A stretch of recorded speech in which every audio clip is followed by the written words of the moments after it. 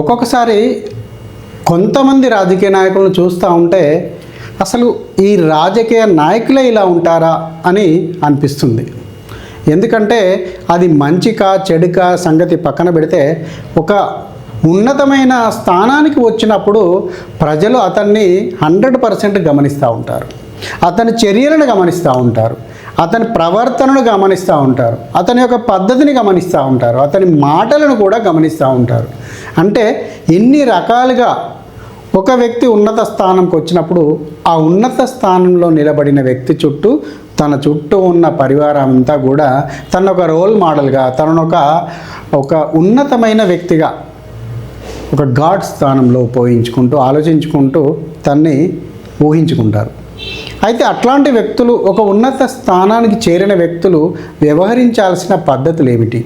దాన్ని మనం కనుక చూస్తున్నట్లయితే కొంత దాదాపు అందరూ ఉండకపోవచ్చు, కొంతమంది మాత్రం వెగటు పుట్టించే సమస్యలు తీసుకువస్తూ ఉంటారు. ఉదాహరణకు ఉత్తరప్రదేశ్లో ఈయన ఒక మంత్రి, ఉత్తరప్రదేశ్లోని ఒక మంత్రి, ఈయనను కనుక మనం చూస్తున్నట్లయితే అధికారిక బీజేపీ ప్రభుత్వంలో మంత్రి. ఈయన బబ్బన్ సింగ్ రఘువంశీ.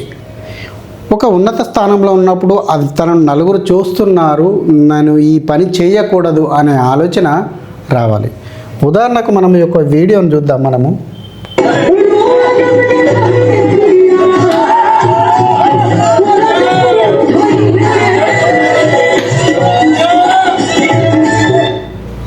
చాలు, ఎందుకంటే అది అంత వల్గర్గా ఉంది. ఆ వీడియో చూస్తే కూడా బాగోదు.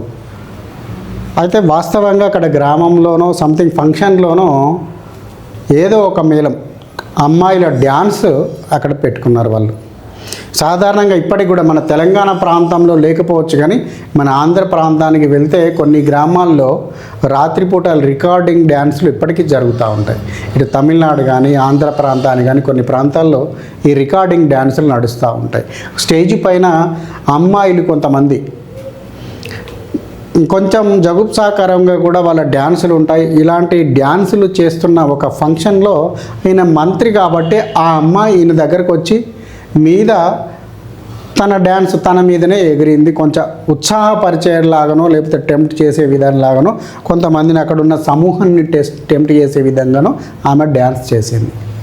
అయితే ఇక్కడికి అది అక్కడ ఆ ఫంక్షన్లో అటెండ్ అయిన వ్యక్తులకు సంతోషంగా అనిపించవచ్చు, అది వాళ్ళు ఇష్టపూర్వకంగా ఒక ఏర్పాటు చేసుకున్న ఒప్పందం ద్వారా జరిగిన సంఘటన కావచ్చు.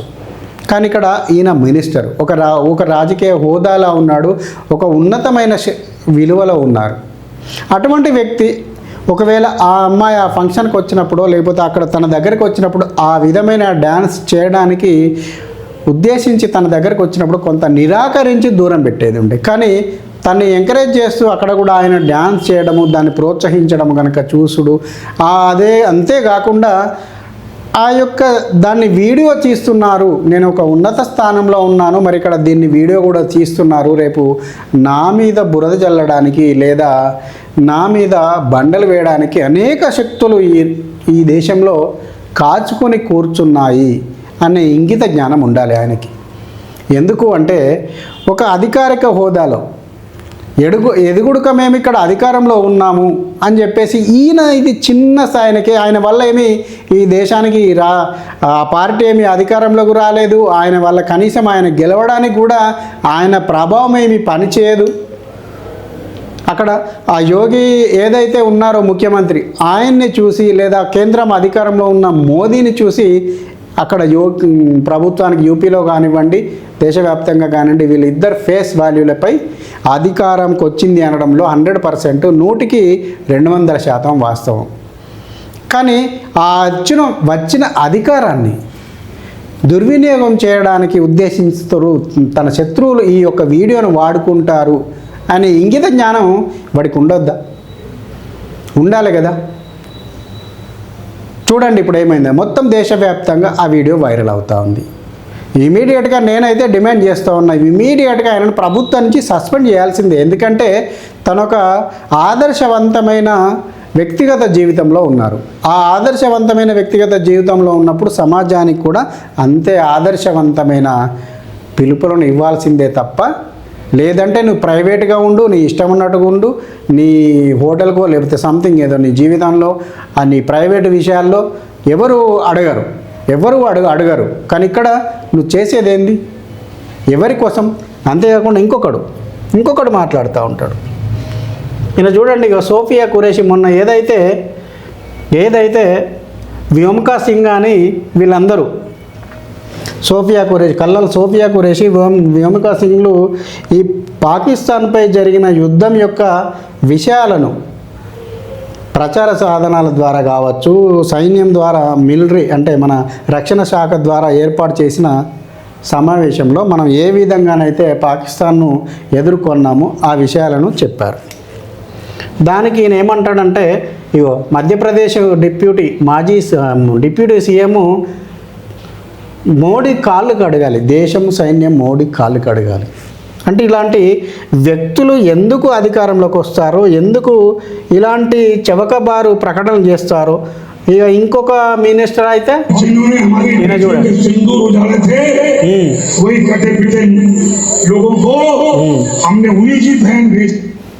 అంటే పాకిస్తాన్ను ఎదుర్కోవడానికి ఆయన మాట్లాడింది.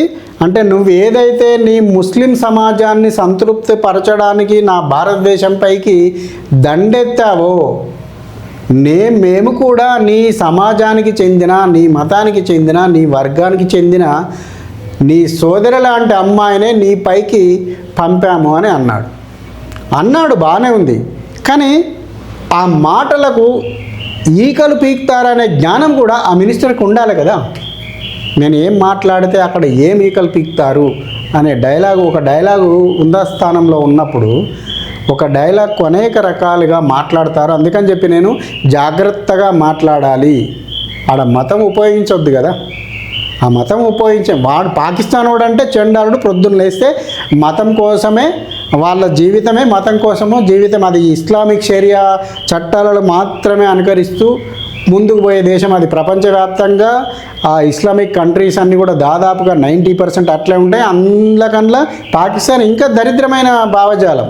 ఆఫ్ఘనిస్తాను, పాకిస్తాను, ఈ లెబనాన్, సిరియా, పాలస్తీనా ఇట్లాంటి దేశాలన్నీ కూడా మొత్తం టోటల్గా మాకు ఇస్లామిక్ షరియా తప్ప వేరే మార్గమే వద్దు అనే టైప్లో ఉండగలిగి, ఈజిప్టు ఇలాంటి వ్యవస్థలు ఉన్నటువంటి ఇలాంటి మైండ్ సెట్ కలిగిన దేశాలు ఇవన్నీ. మనది ఎట్లాంటి దేశము? భారత సంస్కృతి అంటే ఈ ప్రపంచానికి ఒక వెలుగుని ఇస్తున్న తరతరాలుగా కూడా ఇస్తున్నటువంటి దేశం ఇది. ఇట్లాంటి సమాజంలో పుట్టి పెరిగిన వ్యక్తి ఒక డైలాగును మాట్లాడుతున్నప్పుడు, ఒక డైలాగ్ విసురుతున్నప్పుడు ఆ డైలాగ్ వెళ్ళి అవతల ఎలాంటి విధ్వంసం సృష్టిస్తుందో తెలుసుకోవాలి అనే ఆలోచన ఉండాలి కదా. ఒక మిస్సైల్ లాగా ఇప్పుడు మనం ఏదైతే యుద్ధం ట్యాంకు నుంచి వెళుతున్న మిస్సైల్ ఏదైతే అవతల విధ్వంసం సృష్టిస్తుందో అలాంటి విధ్వంసం కంటే 10 రెట్లు కాదు 100 రెట్లు ఎక్కువగా మన నోటి మాట తూట అలాగా పేలుతుంది. ఇది గ్రహించాలి. ఇది గ్రహించి అధికారంలోకి రావడానికి ప్రయత్నించాలి. కానీ ఇవన్నీ కాకుండా నోటికొచ్చింది నేను మాట్లాడతా, ఎలాగూ మేము అధికారంలోకి వచ్చాము, మమ్మల్ని ఎవరు అనరు అంటే మళ్ళీ రేపు కూడా ఇంకోటి కాళ్ళు గుంజడు. ఈ ఒక్క మాటలు దృష్టిలో పెట్టుకొని ఇంకోటి కాళ్ళు గుంజడానికి ట్రై చేస్తాడు. ఎందుకు ఇలాంటి మాటలు మాట్లాడాలి? అధికారాన్ని మనం ప్రజలు మనకి ఇచ్చింది ఈ దేశాన్ని సుభిక్షంగా చూడమని, తన ప్రజలను సుభిక్షంగా మంచిగా సమన్యాయంగా పరిపాలించమని నీకు అధికారం ఇచ్చారు. కానీ దాన్ని ఇలాంటి చౌకబారు మాటలకు నువ్వు ఆ అధికారాన్ని తాకట్టు పెట్టి దాదాపు ఇప్పుడు ఇంకొక 30-40 సంవత్సరాల పాటు ఈ దేశంలో ఈ నరేంద్ర మోడీ లాంటి నాయకత్వం ఉంటే తప్ప బాగుపడదు. అంటే ఆ అధికారం ఇంకా 30-40 సంవత్సరాల పాటు కొనసాగాలంటే ఇట్లాంటి చెడు బుద్ధి చీడ పురుగులను ఎందుకు అధికారంలోకి తీసుకొస్తున్నారు? ఇలాంటి చీడ పురుగులను దూరం పెడితే తప్ప ఈ దేశము అఖండ భారత్ను సాధించదనేది జనంగొంతు యొక్క అభిప్రాయం. జై హింద్, భారత్ మాతాకి జై.